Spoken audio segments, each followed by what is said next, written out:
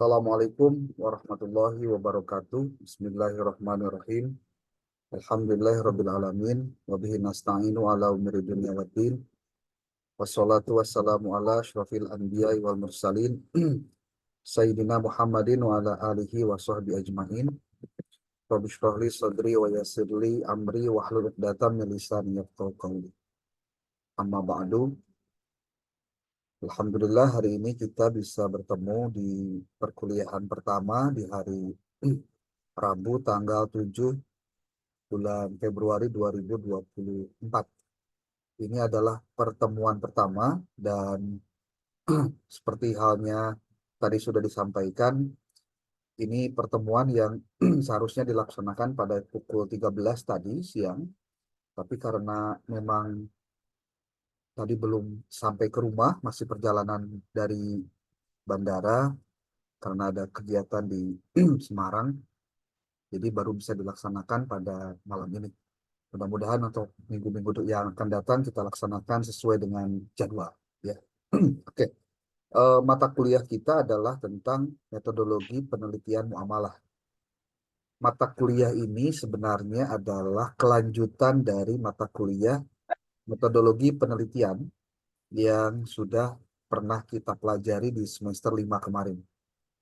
Mata kuliah ini akan lebih banyak nanti berbicara tentang kekhususan di prodi muamalah yang kalian hari ini lalui, yaitu di hukum ekonomi syariah.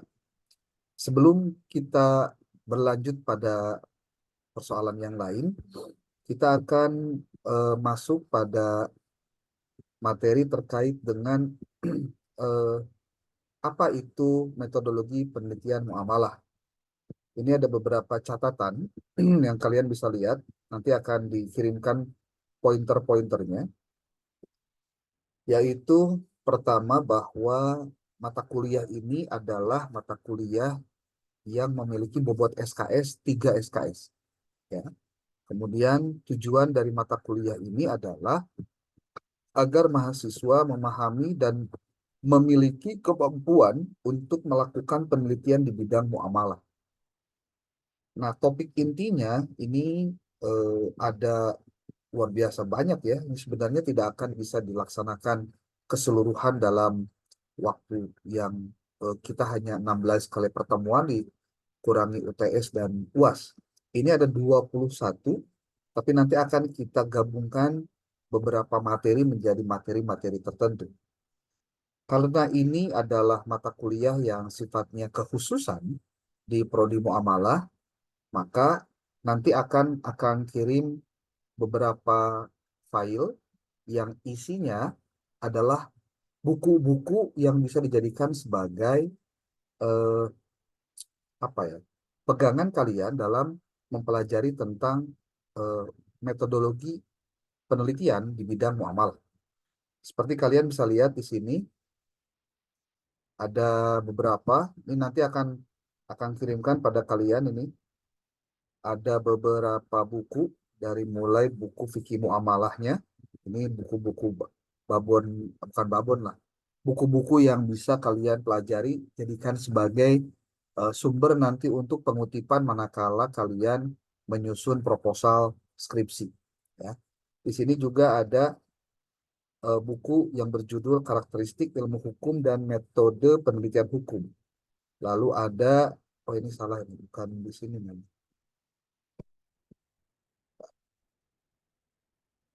Eh, ada lagi metode penelitian hukum. Lalu ada ragam metode penelitian hukum. Lalu ada teori-teori hukum. Mudah-mudahan buku-buku ini bisa bermanfaat untuk kalian dapat dipelajari di rumah dengan mendownloadnya nanti ketika aku akan dikirimkan ke apa ke grup ya, di grup. Tolong nanti grupnya dirubah namanya menjadi metode penelitian muamalah. Nanti tolong PJ ya, Sarah, untuk mengganti apa judul grupnya menjadi metode metode penelitian muamalah. Oke, kalian bisa lihat di sini topik inti dari materi tentang metodologi penelitian muamalah. Pertama terkait dengan pengertian metodologi penelitian muamalah. lalu tujuan penelitian muamalah, kemudian ada penelitian terhadap kaidah-kaidah fikih muamalah. Nah, tentu ini juga nanti akan kirimkan buku tentang kaidah-kaidah fikih yang bisa kalian pelajari. Lalu ada tentang pemikiran kontemporer dalam fikih muamalah. Kemudian ada lagi penelitian terhadap praktik ketatanegaraan di dunia Islam. Ada juga studi kasus dalam penelitian muamalah. Ada juga analisis isi dalam penelitian muamalah. Ada grounded, ini sebetulnya namanya ditambah grounded teori dalam penelitian muamalah. Lalu ada analisis data sekunder dalam penelitian muamalah. Lalu survei dalam penelitian muamalah. Nah, kemudian ini sudah masuk ke hal-hal yang sifatnya teknis, perumusan kerangka teoritik dalam penelitian muamalah, perumusan hipotesis dalam penelitian muamalah, penentuan jenis data dalam penelitian muamalah. Ini sebetulnya istilah-istilah yang sudah tidak asing kalau kalian dulu belajar tentang metode penelitian. Lalu ada teknik-teknik pengumpulan data dalam penelitian muamalah, ada kategorisasi data dalam penelitian muamalah, ada juga tabulasi data dalam penelitian muamalah, interpretasi data dalam penelitian muamalah, ada interpretasi tabel dalam penelitian muamalah, kemudian ada lagi membuat rencana penelitian muamalah. Nah, ini outputnya nanti akan pada akhirnya dalam berupa kajian terhadap skripsi-skripsi tentang bidang muamalah yang terkait dengan bidang kalian, yaitu di hukum ekonomi syariah. Buku-buku ini sebetulnya buku-buku yang kalau dibaca ada yang langsung berkaitan dengan teori yang di atas, ada juga yang tidak. Makanya nanti akan diberikan file-file buku yang ini nih. Nanti selain itu nanti juga akan diberikan buku yang lain yang mudah-mudahan bisa dijadikan sebagai bahan untuk kalian pelajari. Kalau kita lihat di buku Dr. Muhaimin SHM terkait dengan metode penelitian hukum, di sini ada penjelasan. Nah, yang berkaitan dengan muamalah itu ternyata luas, ya. Saking luasnya maka kalian bisa tahu banyak sekali yang bisa dipelajari. Ini secara hukum normatif, ya. Oke. Nah, kemudian kalau kalian juga pelajari terkait dengan bagaimana ragam metode penelitian dalam hukum juga bisa dilihat dari buku ini. Karangan Muhammad Khairul Riza sebagai editor. Di sini ada berbagai macam tulisan dari berbagai penulis terkait dengan apa saja yang bisa dilakukan dalam penelitian bidang hukum, ya, secara luas, ya, secara luas. Ya, nanti silahkan tugas kalian baca-baca materi-materi ini supaya tidak lagi menjadi keliru, tidak ada buku yang dijadikan referensi. Makanya nanti diberikan referensi. Oke,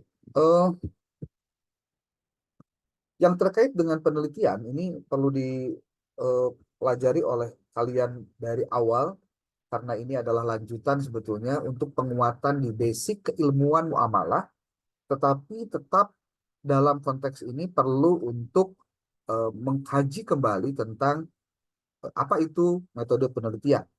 Kenapa kalian belajar penelitian? Apa manfaatnya kalian belajar penelitian? Dan bagaimana cara menerapkan metode penelitian dalam bidang muamalah. Ini yang penting untuk dipelajari oleh kalian sendiri.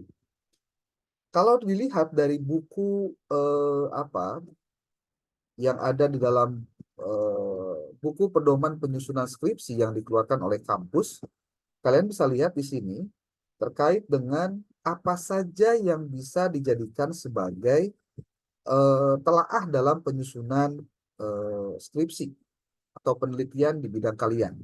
Kalian bisa lihat di sini, kalau kalian sudah punya bukunya, lebih bagus. Kalau belum, nanti mungkin menjelang ketika akan dilaksanakannya kegiatan seminar usulan penelitian skripsi atau SUPS.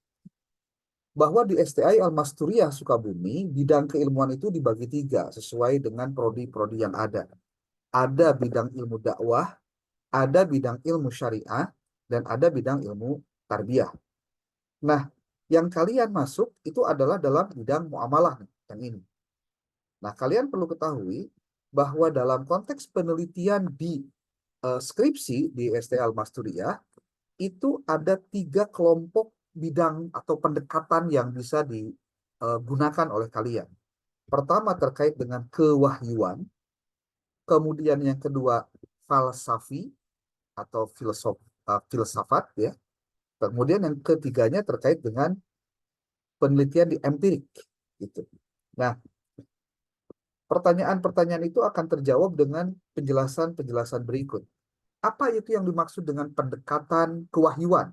Termasuk dalam hal ini adalah di bidang muamalah. Di sini ada penjelasan-penjelasannya. Pertama, bahwa yang disebut dengan pendekatan kewahyuan itu pendekatan normatif yang didasarkan pada teks Al-Quran dan teks hadis Nabi. Jadi, kalau bicara tentang kewahyuan, pasti merujuk pada rujukan sumber utamanya. Nah, bidang-bidang ilmu yang diteliti dalam kelompok ilmu-ilmu syariah itu adalah seperti ilmu fikih dan usul fikih. Ini kalau dari kelompok ilmu-ilmu tarbiyah itu seperti halnya kependidikan dan psikologi itu masuk pada ranah juga kewahyuan. Itu jadi ada beberapa komponen di dalam keilmuan-keilmuan itu yang mengandung rujukan terhadap Al-Quran dan juga terhadap hadis. Kemudian kita lanjut yang khusus tentang muamalah. Bahwa pendekatan kewahyuan itu pendekatan normatif. Maksudnya pendekatan yang seperti pendekatan pemikiran tapi didasarkan pada pemikiran dan petunjuk Tuhan atau kehendak dan bimbingan Allah dalam kitab suci. Contoh-contoh judulnya seperti kalau kalian lihat ada sebuah riset dari Fazlur Rahman, judulnya tentang Major Times of the Quran yang kemudian diterjemahkan dalam bahasa Indonesia yang berjudul tema-tema pokok Al-Quran. Atau dalam contoh judul yang lain, kita bisa lihat penelitian yang terkait dengan muamalah, itu judulnya tentang hukum kewarisan bilateral menurut Al-Quran. Atau contohnya hadis kewarisan dan sistem bilateral. Nah, ini contoh-contoh yang terkait dengan penelitian-penelitian di bidang muamalah terkait dengan pendekatan kewahyuan. Lalu, pendekatan falsafi itu apa? Ini yang kedua nih. Pendekatan falsafi itu dijelaskan di buku pedoman penyusunan skripsi yang dikeluarkan oleh kampus. Pendekatan falsafi adalah juga pendekatan normatif. Jadi kalau ada pertanyaan, apa itu istilah normatif maksudnya? Normatif itu artinya sesuai dengan normanya. Jadi sesuatunya itu memang ada sejak adanya. Jadi tidak melalui treatment atau perlakuan apapun. Nah, pendekatan falsafi juga adalah pendekatan, disebut juga pendekatan normatif yang didasarkan pada hasil pemikiran ulama, sarjana, cendekiawan, atau tokoh-tokoh tertentu yang kemudian penelitian dengan pendekatan pemikiran ini bentuknya adalah paparan, penjelasan, penilaian, kritik terhadap pemikiran mengenai subjek atau bidang tertentu. Nanti akan kita lihat contoh-contoh skripsi atau penelitian yang terkait di bidang muamalah yang masuk pada kategori falsafi. Nah, baik bidang ilmu syariah, tarbiyah, ataupun dakwah yang tadi kita sebutkan ada di 3 prodi yang ada di STL Masturiah, kesemuanya dapat diteliti dengan pendekatan pemikiran. Nah, pemikiran bidang-bidang tersebut dapat dalam bentuk tertulis maupun penuturan lisan. Jadi, bisa berdasarkan pada penjelasan ahli. Ya. Nah, termasuk dalam bidang pemikiran ini, seperti contoh skripsi yang berjudul tentang keabsahan talak menurut ulama Hanafiyah dan Syafi'iyah. Jadi kalau dilihat dari judulnya, ini ingin meneliti tentang bagaimana talak itu yang absah atau yang sah menurut ulama Hanafiyah dan Syafi'iyah. Dalam hal ini mencoba membandingkan antara bagaimana keabsahan talak menurut ulama Hanafiyah di satu sisi, kemudian keabsahan talak menurut Syafi'iyah di sisi lain. Dilihat dari sisi persamaannya, perbedaannya, pengambilan dasar hukumnya, dan juga nanti bagaimana penerapan di dalam dua konteks itu. Nah, judul lain yang terkait dengan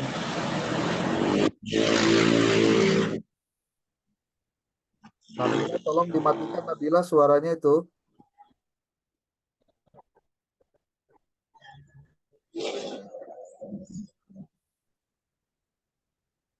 Ini kenapa ini? Oke, kemudian tadi yang pertama sudah yang bagian normatif, yang kedua adalah bagian yang falsafi. Nah, yang ketiga itu adalah pendekatan empirik. Yang dimaksud dengan pendekatan empirik adalah pengamatan terhadap gejala-gejala sosial alam. Nah, ini kalau dalam riset-riset kita itu akan lebih banyak bagaimana pendekatan empirik ini menitik beratkan pada penggalian, pemaparan, dan juga penafsiran, bahkan mungkin peralihan ya terhadap gejala-gejala empirik tertentu. Seperti apa gejala empirik itu? Gejala empirik itu terdapat bisa dalam ilmu syariah, tarbiyah ataupun juga dakwah. Semuanya itu dapat diteliti dengan catatan berusaha untuk memahami individu, memahami atau mengetahui tentang pemahaman individu ataupun masyarakat dalam pengamalannya dalam ajaran agama Islam. Nah, yang empirik ini rata-ratanya banyak dikaji oleh mahasiswa di ST Al-Masturiyah ketika mengkaji tentang bidang muamalah, ya.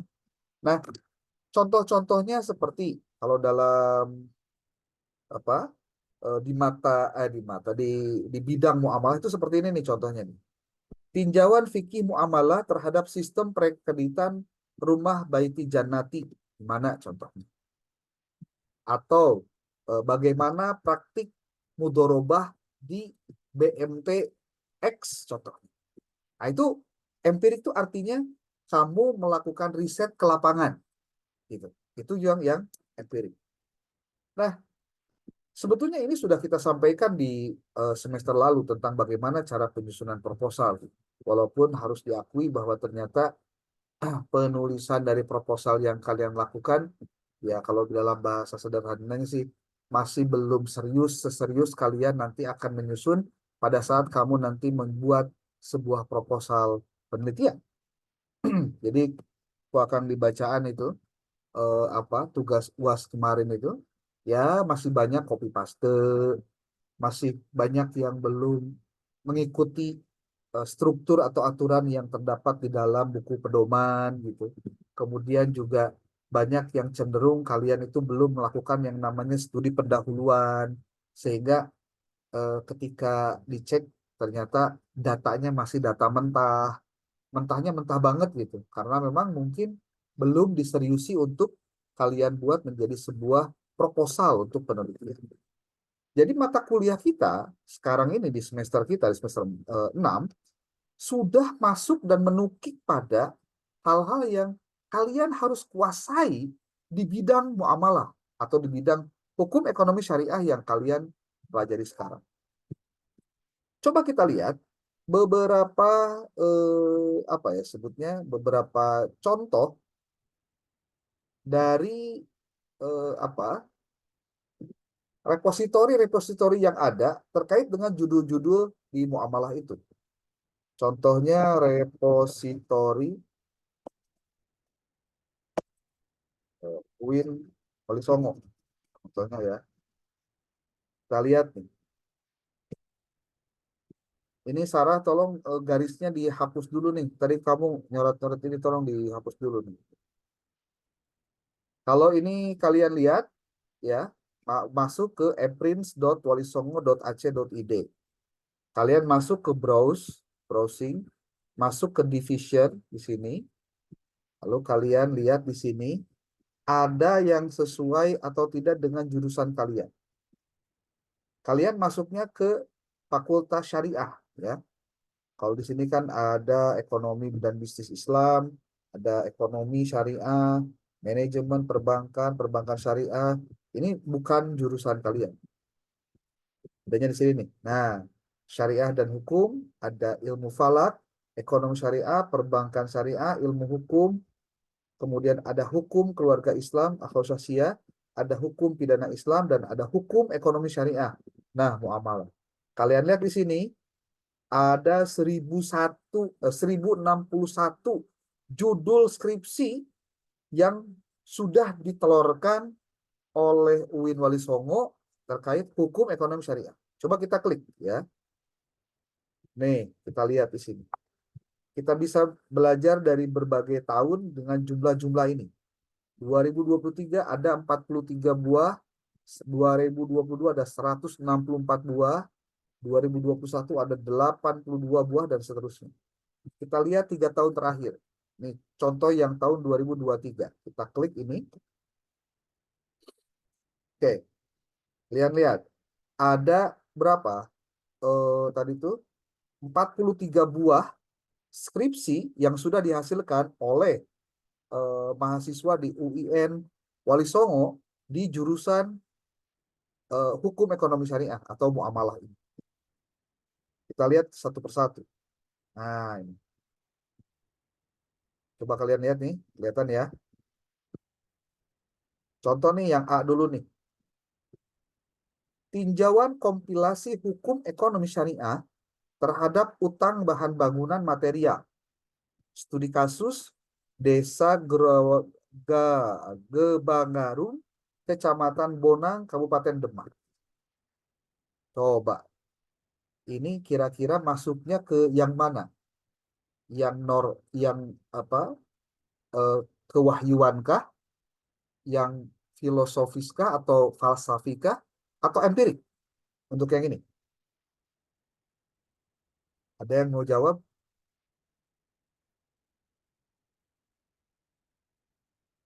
Halo? Ini yang pertama ini kira-kira masuknya kemana nih?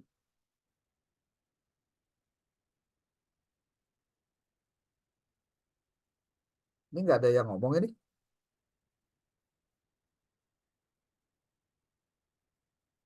Cobalah kita akan buat ini menjadi lebih menarik.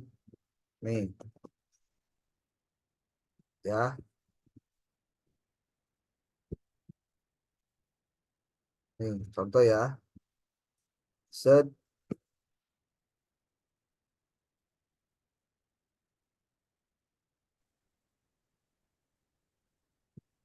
Hmm, Nomor,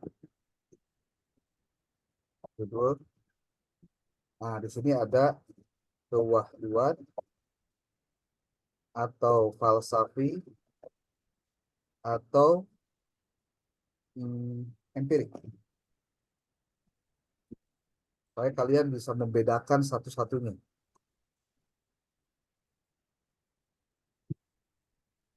Ya udah. Terus, sorry.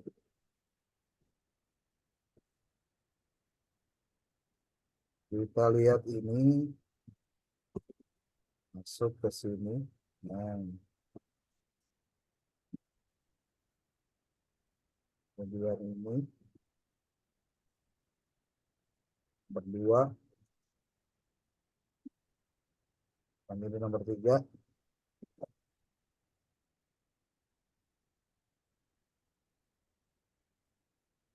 yang nomor 4,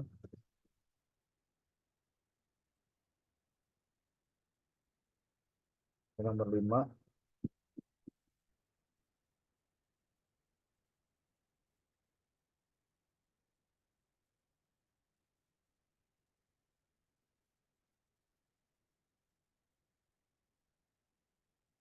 yang nomor 6. Kita buat 10 buah aja deh.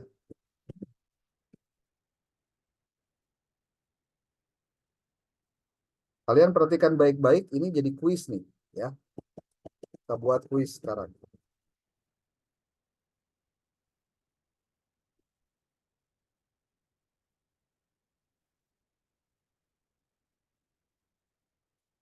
Nah,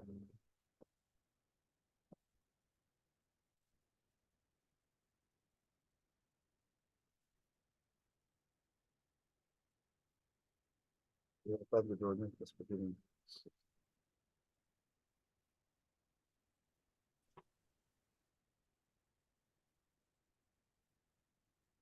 Terus,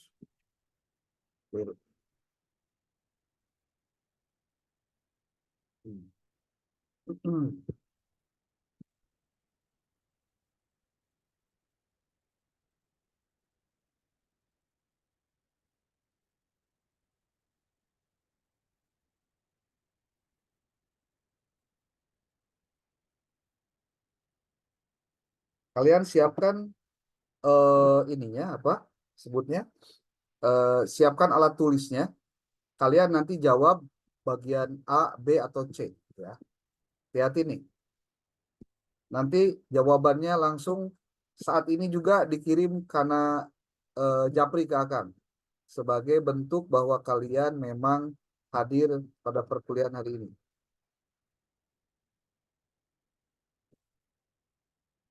Ini kewahyuan kita beri kode A, falsafi kita beri kode B, kemudian empirik kita kasih kode C. Ya. Ini nomor 1, 2, 3, 4, 5, 6, 7, 8, 9, 10. Kalau ada 11 berarti, oh ya pas 10 tuh. Oke, perhatikan baik-baik. Masuk pada ranah yang mana, kalian cukup tulis nanti sorry, dijaprikan ke Akang, ditunggu ayeuna langsung jawab untuk absensi. Jadi kamu nulisnya begini nih. Nama siapa, kemudian NIM berapa, jawaban 1, 2, 3, 4 sampai dengan 10. Kamu tinggal tentukan ini judul ini masuknya ke mana? Ke Wahyuankah, Falsafikah, atau Empirika? Kamu tinggal jawab A, B, atau C. Oke, siap-siap. Nomor 1. Tinjauan kompilasi hukum ekonomi syariah terhadap utang bahan bangunan material. Studi kasus Desa Gebangarum, Kecamatan Bonang, Kabupaten Demak. Oke. Dia masuk mana nih? A, B, atau C? Kang, mohon maaf bisa diulangi gak? Suara Akang putus-putus. Ya, ini sok silakan dibuat sekarang. Jawabannya ditulis dulu di kertas, nanti langsung dibuat. Kalian tinggal pilih nomor 1, A, B, atau C. Kalian lihat di sini nih cara penulisan nanti ketika menge-WA ke Akang ini nih. Nama, NIM, jawabannya apa? Hanya jawabannya saja. A, B, atau C. Ya. Masuknya ke wilayah yang mana? Kewahyuankah, falsafikah, atau empirika? Nih, nomor 1. Tinjauan kompilasi hukum ekonomi syariah terhadap utang bahan bangunan material. Kamu lihat aja ini ya. Kamu kalau lihat apa? Lihat slide pasti ketahuan nih ya. Nggak usah dibacakan. Nomor 1 nih ya.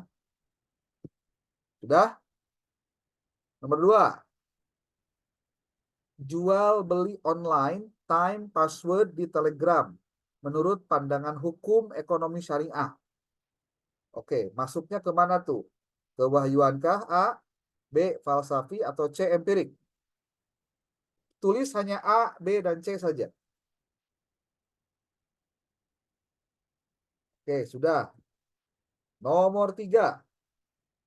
Analisis hukum Islam terhadap sistem upah borongan driver PT Bumi Lestari Logistik.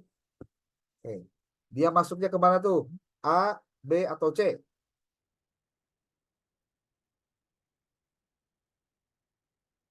Sudah? Nomor 4. Perlindungan hukum konsumen terhadap produk makanan tanpa label kadaluarsa dalam perspektif hukum syariah dan hukum positif. Studi kasus UMKM di Kelurahan Bangetayu Kulon, Kecamatan Genuk. Nah, ini mana nih? Masuk ke mana? A, kewahyuan, B, falsafi, C, empirik. Nomor 4 itu. Nomor 5. Tinjauan hukum ekonomi syariah terhadap penggunaan aplikasi snack video yang dimodifikasi. Studi kasus di Desa Sidorekso, Kecamatan Kaliwungu, Kabupaten Kudus. Silakan. A, B, atau C?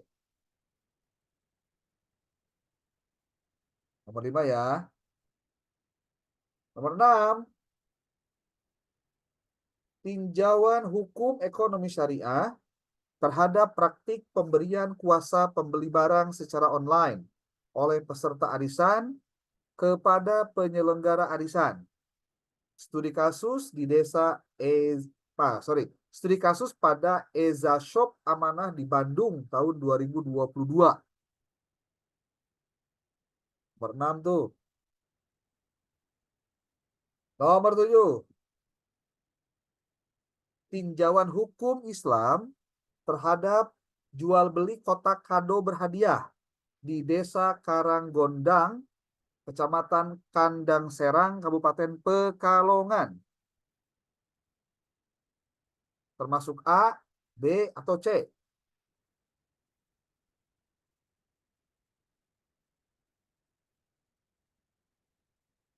Sudah? Nomor 8. Nih, udah panjang ya, ke bawah ke lah. Analisis perlindungan hukum terhadap pengguna fitur tabungan emas pada aplikasi Shopee. Oke. Analisis perlindungan hukum terhadap pengguna fitur tabungan emas pada aplikasi Shopee. Kewahyuankah, falsafahkah, atau empirikah? A, B, atau C? Nomor 9.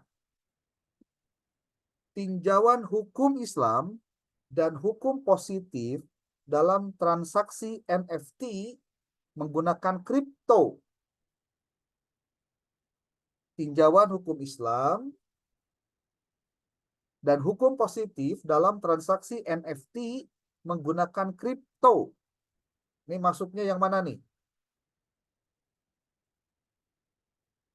Nomor 10. Tinjauan hukum Islam terhadap sewa menyewa sawah hibah bersama. Studi kasus di Desa Dempet, Kecamatan Dempet, Kabupaten Demak. Itu nomor 10 tuh. A, B, atau C? Oke, kita lihat lagi dari nomor 1. Isi ada yang mau merubah jawaban. Nih nomor 1 nih, lihat nih, baik-baik. Dilihatin doang ya. Oke, 10 detik. Nomor 2. Nih nomor 2 nih. Nomor 3.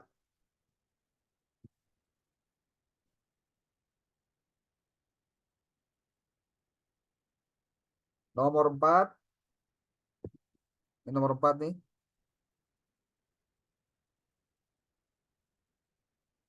Nomor 5.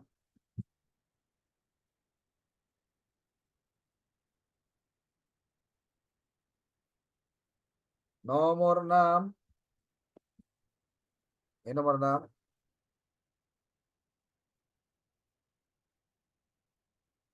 Nomor 7.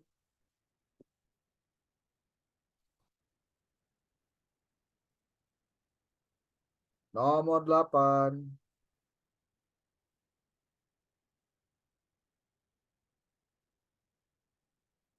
Nomor 9.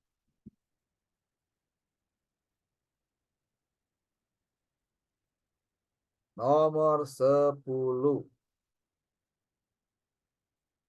Oke, ditunggu WA-nya dalam waktu 2 menit. Sok.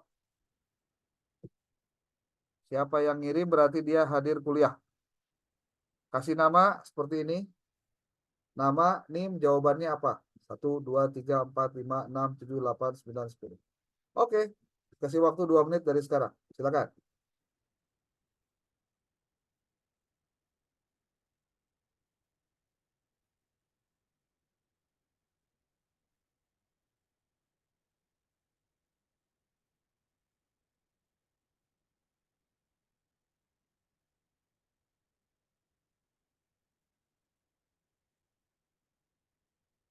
Belum ada yang masuk.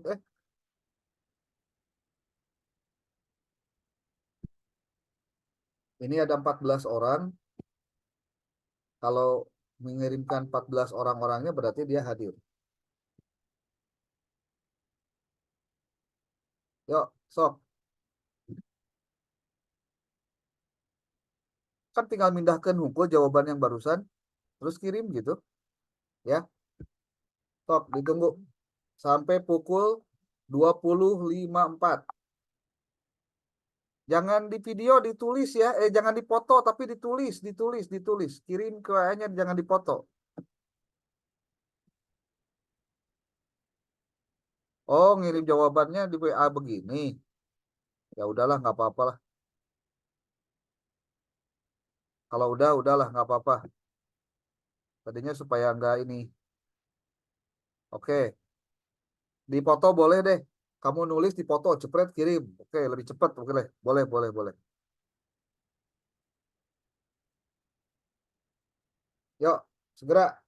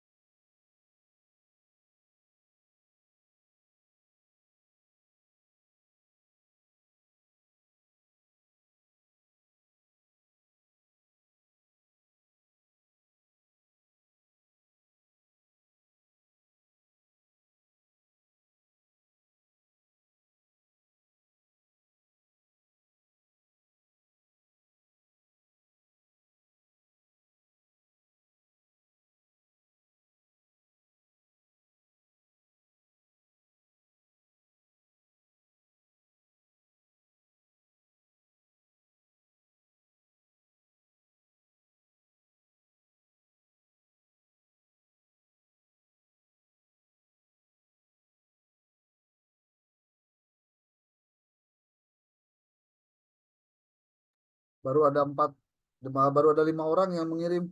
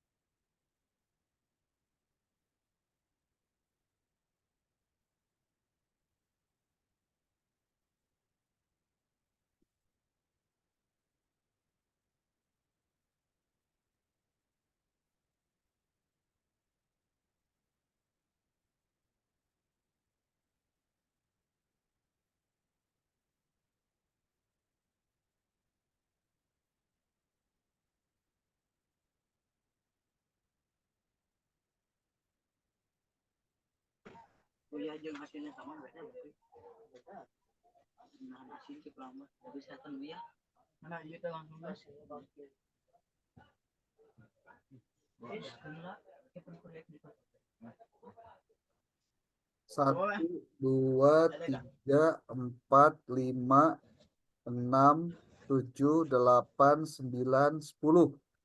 Hanya 10 orang nih ya yang mengirimkan. Ini jumlahnya malah jadi pada nggak ada nih. 11.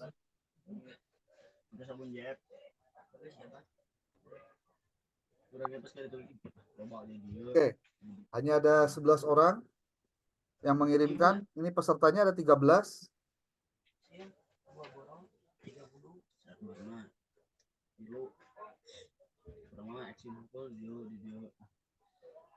Oke, yang sudah ngirim siapa ini? 1, Andi. 2, Siva. 3, Nur Fauzia. Kemudian Raffi. Lalu Siti Mudrika. Kemudian ada juga Hansa. Kemudian ada Dila. Lalu ada Neng Rati. Kemudian ada Sarah. Dan terakhir Abdul Aziz. Ya, ini segitu ya. Oke, lihat baik-baik jawabannya.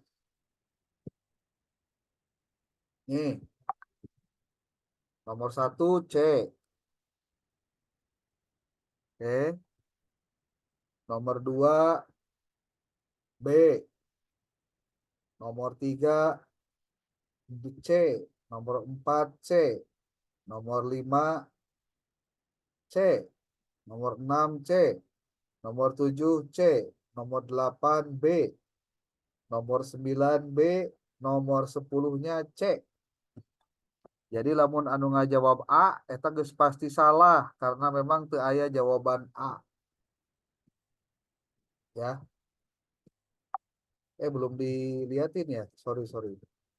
Nih, lihat nih.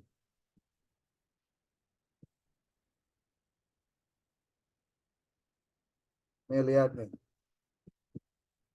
Nomor 1 C, nomor 2 B, nomor 3 C, 3, 4, 5, 6, 7 itu C. Nomor 8 B, nomor 9 B, nomor 10-nya C. Nah, tinggal dihitung. Menang sabaraha tah nu benerna. Namun ayeuna masih kene nilainya di bawah 5, berarti memang pemahamannya belum maksimal. Jadi belum bisa membedakan mana yang kewahyuan, mana falsafi, mana yang empirik. Aya nu 10 nilainya? Kayaknya nggak ada deh.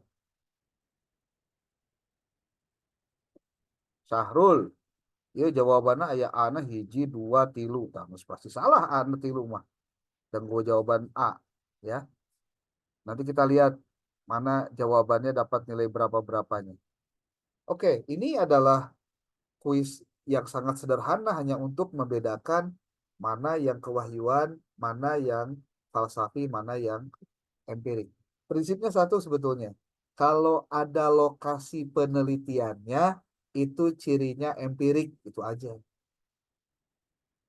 Ulangi ya. Kalau ada lokasi penelitiannya, berarti itu empirik. Kalau yang tidak, pilihannya ada dua. Apakah dia kewahyuan ataukah falsafi? Nah, kalau kewahyuan berarti harus merujuk kepada adanya ayat Quran dan hadis yang langsung dituliskan di situ. Kalau tidak, berarti masuknya ke yang falsafi. Ya, seperti contoh yang ini nih.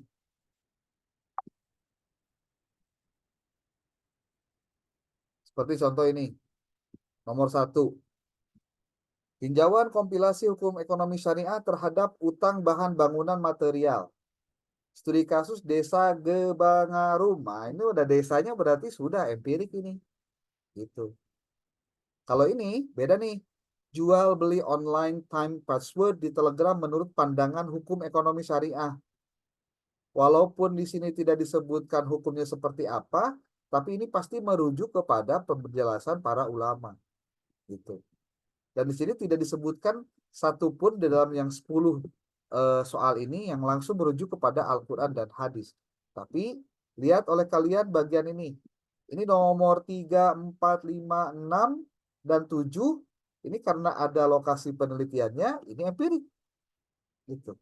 Tetapi untuk nomor 8 bisa dilihat analisis perlindungan hukum terhadap pengguna fitur tabungan emas. Dari sini kan tidak dijelaskan lokasinya di mana, tapi hanya objeknya saja, yaitu pengguna fitur tabungan emas. Kecuali kalau ternyata di dalamnya itu disebutkan penelitiannya di mana, berarti nanti masuknya kategori di empiris. Begitu. Yang ini juga nih, tinjauan hukum Islam dan hukum positif dalam transaksi NFT menggunakan kripto. Ini kajiannya pasti kajian falsafati. Artinya nanti mengkaji tentang pendapat para ulama terkait satu kasus yang terjadi di era modern seperti halnya terkait NFT ini. Gitu. Kalau nomor 10, karena dia ada lokasi penelitiannya, maka masuk kategori pada bagian empirik. Oke. Nah, judul lain contohnya nih lihat nih. Ini bisa dilihat di sini, di yang barusan yang kita jadikan sebagai apa? Kuis tadi. Ini judul-judulnya banyak yang empirik. Artinya banyak yang memang mengkaji apa yang terjadi proses muamalah di lapangan, di tempat kalian tinggal. Kalian ingin mengkaji hal-hal apa yang menarik. Nah ini tuh banyak sekali nih, ya banyak sekali. Kalau studi kasus di penelitian di itu pasti empirik, pasti empirik, ya. Kalau ini nih tinjauan hukum ekonomi Islam terhadap penggunaan kripto dalam transaksi pembelian lahan pada metaverse. Ini tidak disebutkan ada di mana, siapanya, atau di mana lokasinya, siapa saja itu tidak disebutkan di situ. Nah, ini masuknya kategorinya yang falsafi. Gitu. Tuh. Kalau ini fake order dalam perspektif hukum Islam. Studi kasus di Kabupaten Jepara. Nah, ini udah dipastikan empirik nih. Gitu. Ya. Oke, sebelum dilanjut, ada yang mau ditanyakan dulu, silakan.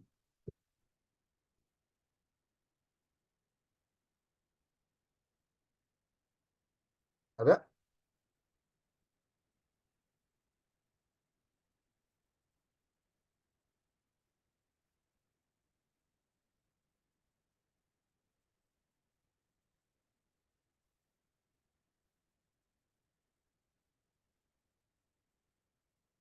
Bro,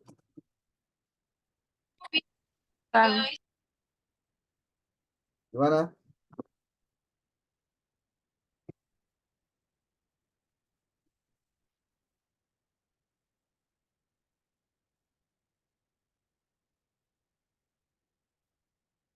Ada yang mau ditanyakan?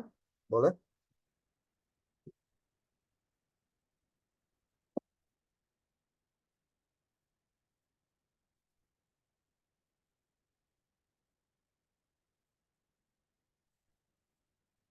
Ada? Ada Kang, cukup. Ya. Oke, untuk pertemuan hari ini akan dicukupkan dulu sekian. Cukup 1 jam saja dulu untuk pertemuan hari ini. Kita lanjutkan di pertemuan ke depan. Materinya nanti akan kirimkan, termasuk juga timeline untuk tiap materi pertemuannya apa saja. Mudah-mudahan nanti bisa dipelajari lebih lanjut. Kemungkinan nanti pertemuan kita itu akan lebih banyak kalian mengkaji skripsi, kemudian kalian nanti paparkan hasil-hasil apa yang kamu dapatkan dari skripsi itu. Jadi tidak kerja kelompok, jadi kerjanya individual. Jadi nanti setiap waktunya nanti kita akan coba bergilir siapa saja untuk paparan hasil dari riset dia tentang skripsi-skripsi terkait dengan bidang muamalah.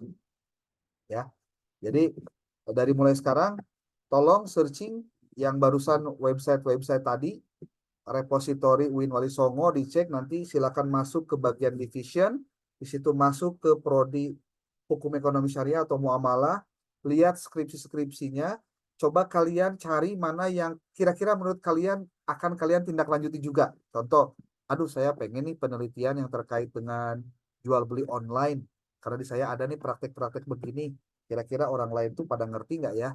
Nah, coba kalian cari skripsi-skripsinya, kumpulkan, baca oleh kalian, boleh jadi itu akan jadi inspirasi kalian pada saat nanti kamu mengerjakan skripsi untuk judul kamu sendiri. Ya, bisa dipahami ya? Halo? Kak. Ya.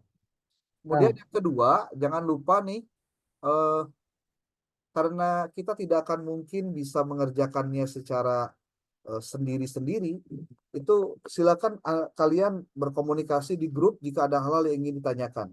Jangan sungkan, selama Akang bisa menjawab dan bisa menyampaikan apa yang harus bisa lakukan, nanti kita akan jawab masalah-masalahnya apa saja. Ya, jadi mata kuliah ini sudah khusus dan masuk menukik pada pengkajian tentang skripsi atau penelitian di bidang muamalah. Jadi kalian harus tahu tentang kira-kira nanti skripsi saya yang benar mau tentang apa ya. Nah itu ya. Gitu. Oke, video ini akan kita masukkan ke YouTube. Nanti linknya akan kasih kepada kalian. Buat kalian yang mungkin belum puas untuk mengikuti perkuliahan ini dari pertemuan awal sampai dengan akhir, silakan nanti buka lagi YouTube-nya untuk kalian pelajari. Jadi sengaja direkam itu dalam rangka memudahkan kalian bisa belajar lagi di waktu-waktu kalian senggang untuk kalian bisa pelajari. Oke, demikian yang bisa disampaikan. Terima kasih. Billahi taufiq wal hidayah. Wallahul muwaffiq ila aqwamit thoriq. Assalamualaikum warahmatullahi wabarakatuh. Beres aja, Ban. Waalaikumsalam warahmatullahi wabarakatuh.